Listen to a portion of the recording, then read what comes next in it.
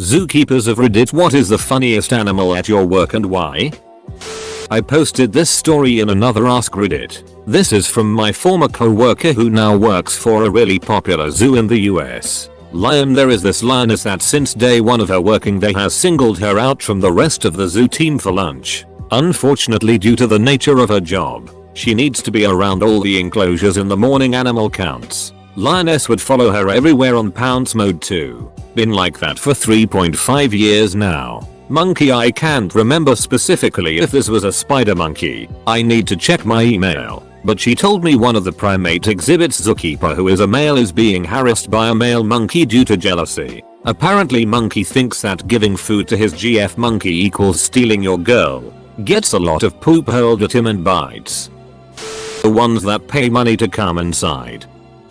Our zoo had a tame fox. Someone had taken in a fox cub and hand reared her but couldn't look after her when she grew. So the zoo I used to work at took her in. You could tell she had been hand reared because she loved humans. She would wait for you to change her water bowl. So you would be bent over, and she'd jump onto your back. She would then climb along it, put her paws over your shoulders and lick at and nibble your ears. If you sat down while she was on your back, she would then plop on your lap and coil up on it. Nothing like waiting for the other keeper to finish changing her bed and realize that she had covered your back in paw prints, licked over both ears and was ONW sound asleep on your lap like a puppy. She would also do this in front of audiences, especially with audiences. It is difficult to change fox water bowl with a fox on your back and a group of giggling kids watching. I don't have any input, but I just want to say I like this question. It is a happy question and I don't know why, but it made me happy. Thank you. I went to the zoo Saturday and there was a man talking to us about the penguins. He told us he had raised most of them and their parents before them and knew them all very well, and even knew all their names. There was this penguin just hanging out at his feet nuzzling his pant legs, so he bent down and gave it scratches on its head and it leaned into them like a cat. That penguin seriously loved him. It was the most adorable thing I've ever seen. My neighbor is a zookeeper and he loves working with the chimpanzees and the otters. Story about the chimp. He was closing up this one male chimp's sleeping cage for the night, and then realized he'd lost his keychain. He saw the chimp holding them, and asked to get them back. Chimp refused. He then said, "Here, I will give you a banana for the keys." Chimp then proceeded to unhook one key from the keychain and hand it back to him. 18 bananas later, and the keys were returned. This chimp is quite famous in Scandinavia. He was rejected from his mom as a newborn and was raised with the zookeeper's family until he was reintroduced to the flock around a year later. There's books and TV series from the 70s about him. About the otters. One summer an otter escaped from their enclosure and was seen around the zoo amusement park, swimming around people who had hired rowing and pedal boats. He'd go up to guests to beg for snacks, etc. All summer the guards tried to catch him, but he learned to recognize their uniforms and stayed away. They finally succeeded in catching him when the guards dressed in civvies. Ducking Fred. Fred is a southern stingray, just a baby though, only about 3 feet across. He's too small to live in the shark tank with the full-size 9-footers, so he lives in the touch pool with the cow-nose rays. They only get to 4 feet across. He loves people. He comes up and gets rubs, scratches himself on the filters when there aren't people around, and loves to photobomb pictures. You know the picture where the ray is on the lady's back? That's Fred's dream. He sticks his rostrum, the nose, eyes, and top of the gills out of tank and swims vertically and sideways, complete with splashing tourists and a distinctive sklurp noise. Once I was training a new docent, and Fred swims up. I'm trying to talk to her and not do what Fred wants and, no, pet Fred. So Fred gets pissy. He ducks under the water and resurfaces with an epic wing flap. A full square foot and a half of wing flicks out of the water and sprays out. The other docent is sprayed. I get a mouthful of slimy ray tank water, which tastes like fish oil, salt, and people's hands. BTW, and then I hear it. Sklurp sklurp sklurp. Goddamn, Fred just splashed me in the newbie. The ground is wet. My shoes are wet. My khakis are wet. Her shirt is wet. And there's Fred, with his big ray mouth smile, flapping away. Fred shows definite preference to women. I think he can smell the perfume on their hands. He also hates quiet calm children and loves the ones who don't want a pet array. He used to jump around in the tank until we lost a bull ray that died from jumping out. He's smart, and I bet he'll hate it when he gets too big for that pool. Not a keeper, but at a small zoo I was at, an African grey parrot was kind of having a conversation with me, and like parrots speak, Harupori wanna cracker etc, but after a while this bird starts making static noises followed by really muffled speaking. I couldn't work out what it was until a keeper came by and their radio crackled followed by muffled speech. This parrot was doing a near perfect impression of his keeper's radios. I did an internship at a zoo in Brownsville, TX, when I was 12. It was mostly cleaning cages after the animals were removed by actual employees. But you still got to interact with some animals. The hands down coolest animals I got to help out with were the meerkats. You could go in their enclosure to sweep, change out the hay, change the water dish, etc. And the little dudes would come right up and put their front paws on your galoshes and sniff at you, make noises, tilt their heads and stare up at you. They were so friendly and curious. Lots of them were juveniles and would follow you around the enclosure, riveted by every movement you made. I know this isn't very thrilling, but it's still one of the coolest things I got to do as a kid. Not as a keeper, but one time I visited a reptile zoo and there was a room that had been converted into an enclosure for iguanas and tortoises. You could walk in and get up close with the reptiles, and while we were in there one of the employees told us that one of the tortoises had a habit for trying to escape on a regular basis. Everyone in the room starts looking around the room trying to find this tortoise, and I look out the doorway to see this tortoise already out the front door of the building. Of course somebody runs out and grabs the tortoise and brings him back inside. But over the course of a few hours the tortoise kept trying to make a beeline for the exit, always making it out a few feet before being carried back inside. Everyone loved that damn tortoise. Not as a keeper, but I work with captive primates. Garnets galagos. Specifically, they are pretty cute but also sort of terrifying because they try to constantly wipe piss on you, have very strong bites, and make exclusively demonic sounds. Anyways, most of them hate us, as they definitely have a right to do so, but there's one that's a real sweetheart. She's young and actually depressed. Biological. Her mom was too, and maybe that's why she's so mellow. She was really frightened of me at first, but over time we became buds. She's much smarter than the others. I hand feed her a lot of grapes and worms, and when cleaning I can basically leave her cage open and she just sits at the front and watches me curiously. She also loves armpit scratches. Whenever I go to scratch her head she raises her arm up and grabs my finger to try and direct me to it, lol. Then she holds my finger there and gives me the saddest eyes when I stop. She also likes it when I blow bubbles for her. 10/10 makes the job worth. I used to work in a zoo where we had a racist spider monkey. Went crazy whenever he saw a black guy. Not a zoo, but an exotic animal sanctuary. We have a Timberwolf that loves to steal things from people. She has taken dozens of things from our volunteers. Scrub brushes, wet ties, walkie-talkies, cleaner bottles, water bottles, eyeglasses, you name it. My favorite though is one day she managed to get a hold of a girl's bra strap and would not let go. She wasn't pulling her around or anything. She was just sitting there with the bra strap in her mouth. It was one of her favorite volunteers, so I imagine she didn't want her to go anywhere. We had to pay her a chicken quarter to change her mind. Edit, for the curious. Here is a very appropriate picture of the thief. Chimpanzees are extremely violent but have periods of levity. They play wrestle with each other and laugh while they do it. Gave our alpha male sunglasses and he put them on after I showed him what to do with them, and he leaned back like the cool kid in class like it was no big deal. I was at a zoo in Berlin during the Bonobo feeding time. The zookeeper brings out a huge pile of diced vegetables, puts it on the ground, and as soon as he leaves these monkeys start having a huge orgy. The interesting thing was that they were only having sex with the monkeys of their own gender. I'm talking monkeys jerking each other off and other scissoring. One monkey ejaculated a Pompeii level load onto the window. Afterwards they just all ate as if nothing had happened. Cool day.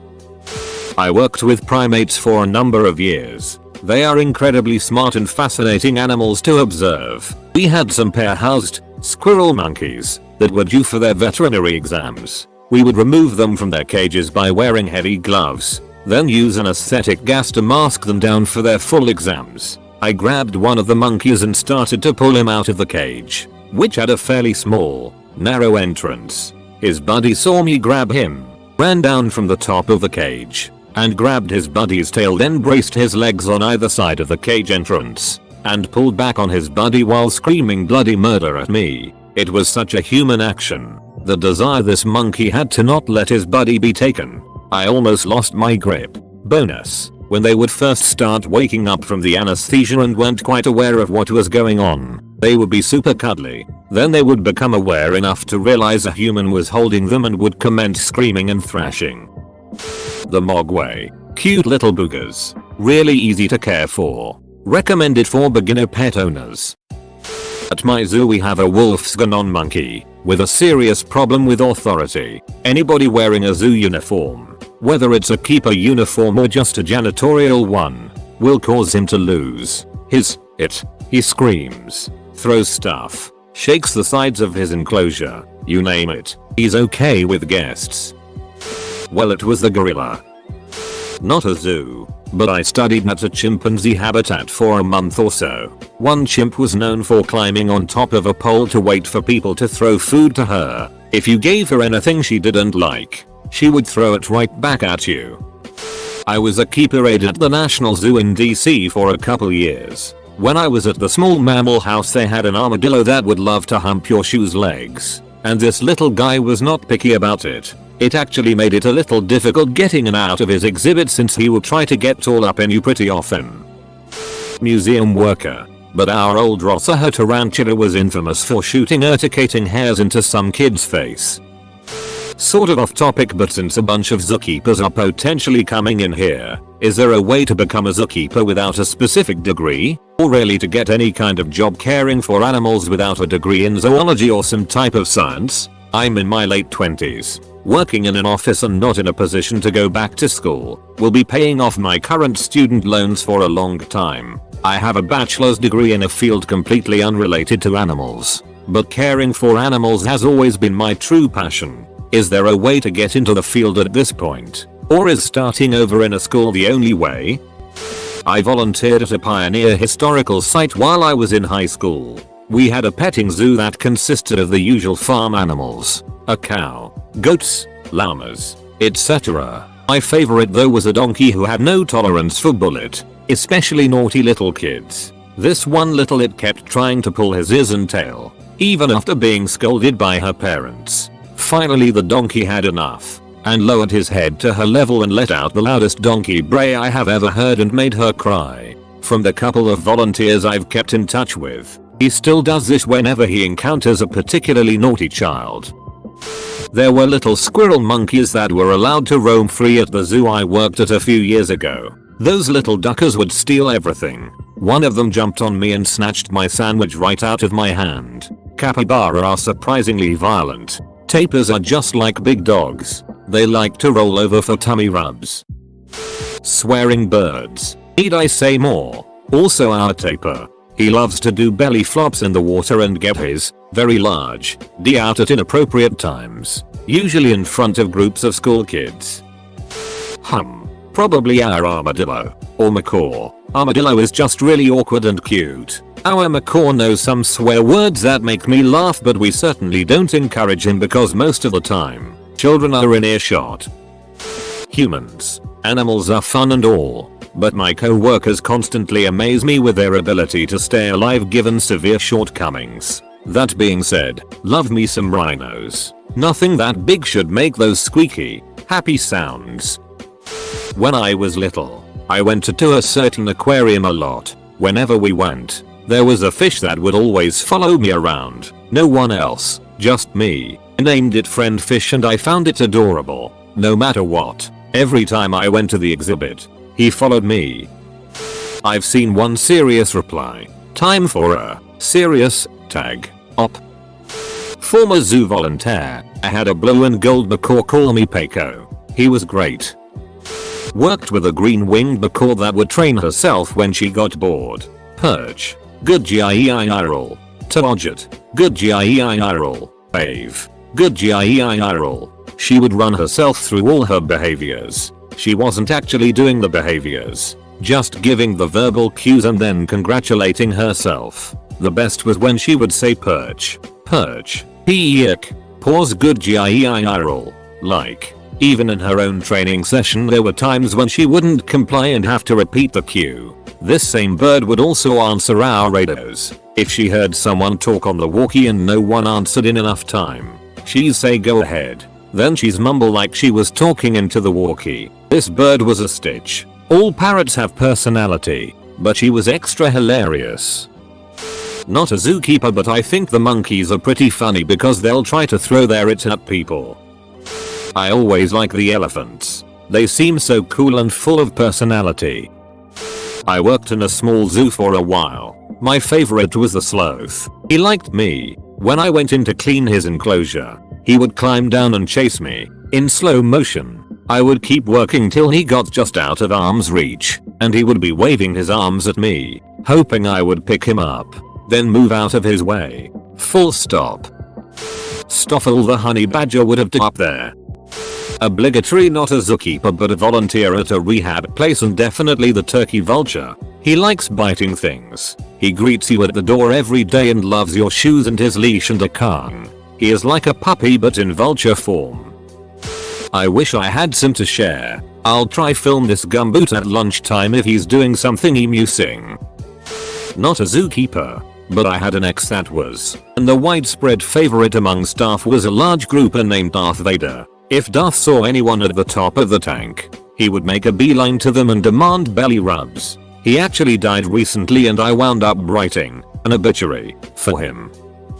Not a zookeeper, but saw a clip of Monkey World on TV. It was so cute. The keeper was cleaning the chimpanzee indoor area and one of the females insists on helping every day apparently. He gives her a broom and she helped sweep the hay into piles, then she stole the hose and helped wash down the floor and mop it. It was amazing. I had to stop flicking through channels to watch. She was brilliant. I know most of the animals are rescued and some from homes, so she must have done it before. Edit. TV. Not really a zoo, but I do take care of exotic animals, one of which is a baby alligator. My boss had warned us to be careful when holding it because it could bite you and hold on for 30 minutes. However, we still handle it and bring it to school events. The real danger is the small turtle that it shares a tank with. That thing is easily the most vicious and bloodthirsty animal we have, and it will stop at nothing to rip your fingers off if you hold it. There's also this other animal we have. It's called a peeper and it resembles a frog that has been completely flattened. Its defense mechanisms are screaming and peeing, which I find hilarious. It also helps that the guy who usually talks about at events is always shouting moisturize whenever it needs a quick spritz.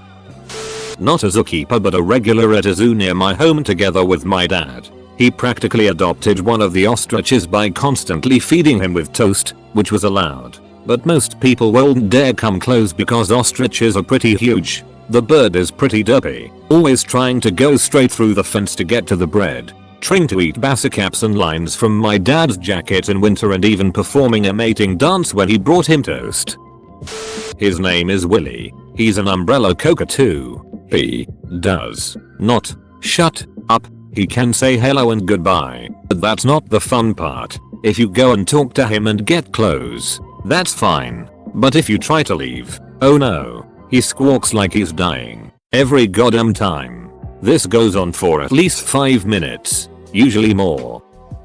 I used to volunteer at a live animal center at a museum, and the funniest was the flying fox. He was one of two animals, the other being the bobcat, that I wasn't allowed to handle, which was unfortunate because he was the friendliest guy there. He had a huge, furry D and loved to hang from the top of his cage, urinate down his belly and lap it all up, all the while with a big grin on his face.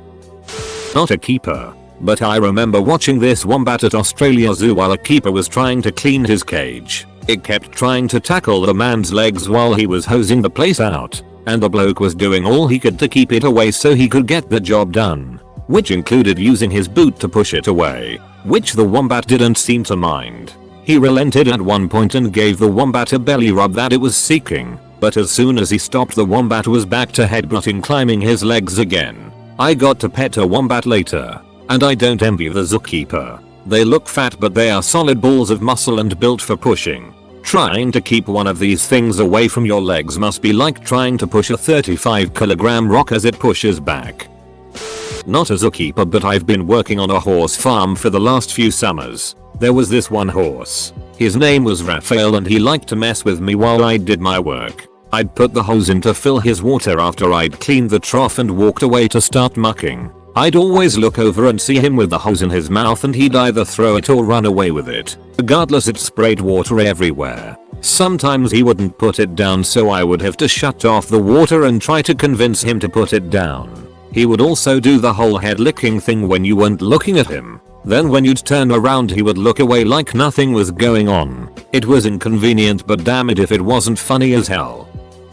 Not a zookeeper, but I work at a zoo. The harbor seals are by far the most curious. There is an underwater tunnel viewing area and they love to follow visitors. At night while cleaning the viewing glass they wait for you to start wiping and will follow you around doing all sorts of acrobatic flips. They also all swim upside down to the water, which people find hilarious.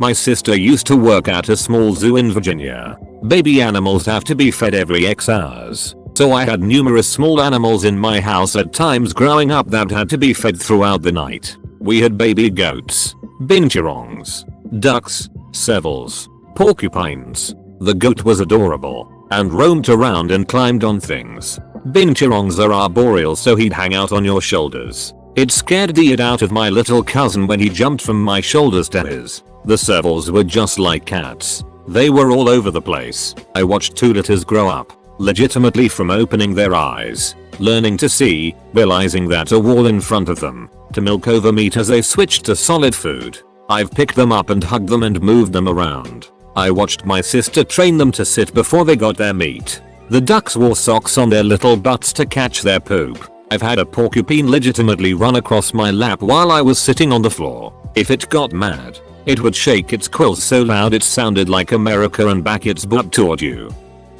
Not a zookeeper, but I own chickens. They come and tear up the front yard during the day, but in the morning they visit me before I come to school. They also love following me for treats. I give them treats occasionally, and then in the afternoon when I get home they come up to me as well. I'll get a picture soon, but it's honestly so cute.